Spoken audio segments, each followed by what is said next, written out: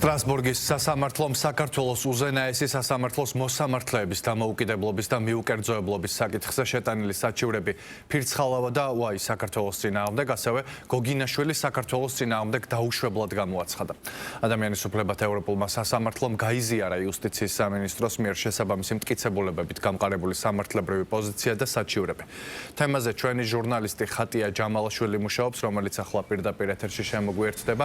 ხატია, დეტალებს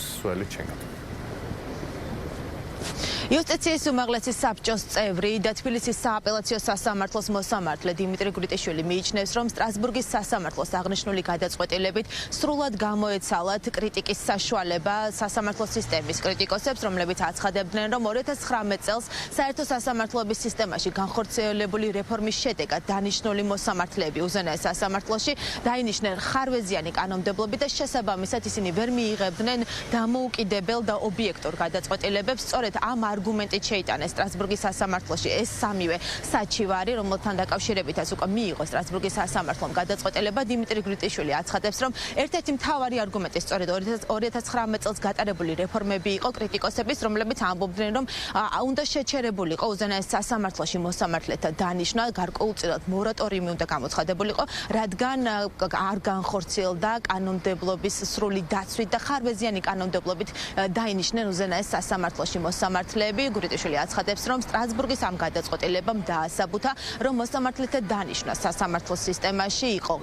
შესაბამისი საერთაშორისო და ევროსტანდარტების და გრიტიშვილი ამბობს ასევე, რომ ამ გადაწყვეტილებას აქვს გლობალური მნიშვნელობა არა მხოლოდ ქვეყნისთვის, არამედ საერთო სასამართლოების სისტემისთვის. თავარი არგუმენტი, რაც ჰქონდა ჩვენს ოპონენტებს, რომლებიც იყვნენ უცხოელი პარტნიორები, იშველიებდნენ ვენეციის კომისიის რეკომენდაციებს და შემდგომ სხვა სუბიექტები, NGO სექტორი, იქნებოდა პოლიტიკოსები, ითხოვდნენ ამის საფუძველზე მორატორიუმის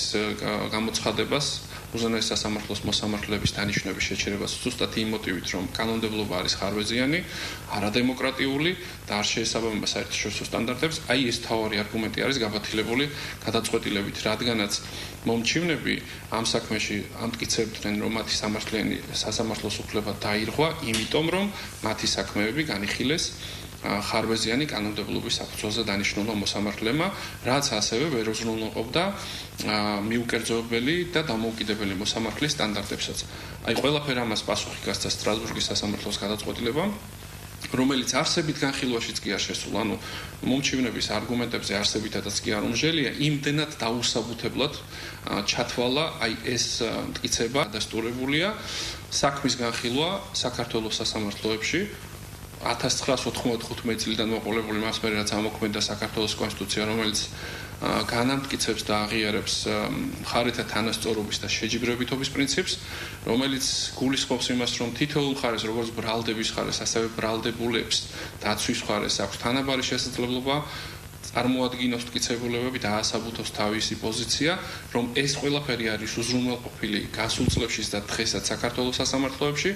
ბრალდებული ირაკლი ფირცხალავა იქნება თუ სხვა ნებისმიერი, მათ მიმართ მასაჯულება რომ ხორციელდება სწორედ შეჯიბრებითობის და თანასწორობის პრინციპების დაცვით, ამ გადაწყვეტილებით კიდევ ერთხელ არის დადასტურებული.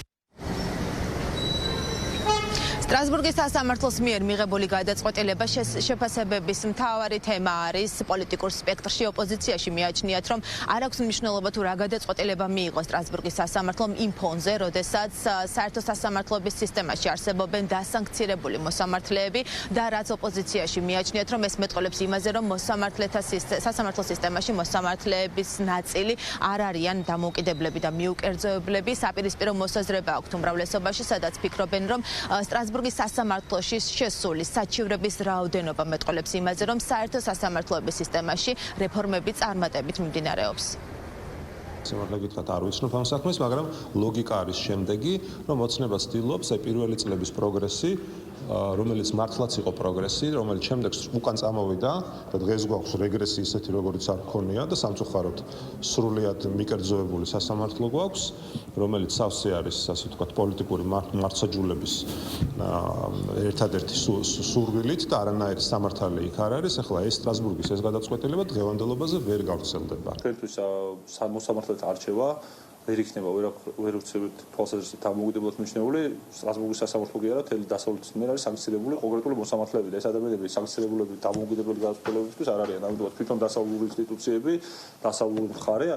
ამ სანქციებით აღიარებს რომ ეს მოსამართლეები არიან პოლიტიკური ასე ვთქვათ დაკვეთების შემსრულებლები ეს არის ძალიან მარტივი ფაქტი უბრალოდ არაფრის ინტერპრეტაციას არ მოხდა ხაზგასმით ადასტურებენ საქართველოში არსებული განხორციელებული მართლმსაჯულების სწორ და მართებულ ხასიათს საუბარი იმაზე 2012 წლიდან დღემდე სასამართლო სისტემა როგორ გაუმჯობესდა როგორ მოხდა მისი დონის ამაღლება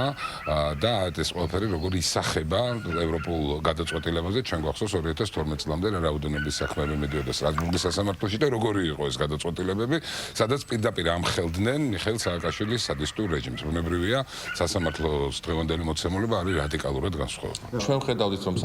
საჩივრები მაგალითად ერთ-ერთი კონკრეტულ საქმესთან დაკავშირებით მიმართული იყო კონკრეტული დამნაშავის მხრიდან რომელიც იყო ნაცმოძრაობის რეჟიმის სისხლიანი რეჟიმის ერთ-ერთი შემოქმედი და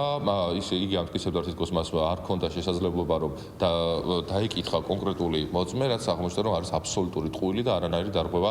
არ დაფიქსირებულა კოლექტიური ნაცმოძრაობა კიდევ ერთხელ დამარცხდა საქართველოს წინააღმდეგ ბრძოლაში იუსტიციის სამინისტრომ გაასაჯაროვა სტრასბურგის სასამართლოს გადაწყვეტილება, სადაც სამი საჩივარი იყო შესული იმ პრეტენზიით და მოთხოვნით, რომ საერთო სასამართლობის სისტემაში ერთ-ერთი საქმის განხილვის დროს მოსამართლე, ერთ-ერთი გამხილველი მოსამართლე არ იყო დამოუკიდებელი და მიუკერძოებელი, აღნიშნული სამივე საჩივარი სტრასბურგის სასამართლო დაუშვებლად ცნო, რაც საერთო სასამართლობის სისტემაში გარკვეულწილად გამარჯვებად მიაჩნია და ფიქრობენ, რომ ამით დადასტურდა, რომ საერთო სასამართლოების სისტემაში საქმეთა განხილვა დამოუკიდებლად და ობიექტურად მიმდინარეობს. მადლობა პირდაპირ ეთერში ხატია ჯამალაშვილი საუბრობდა.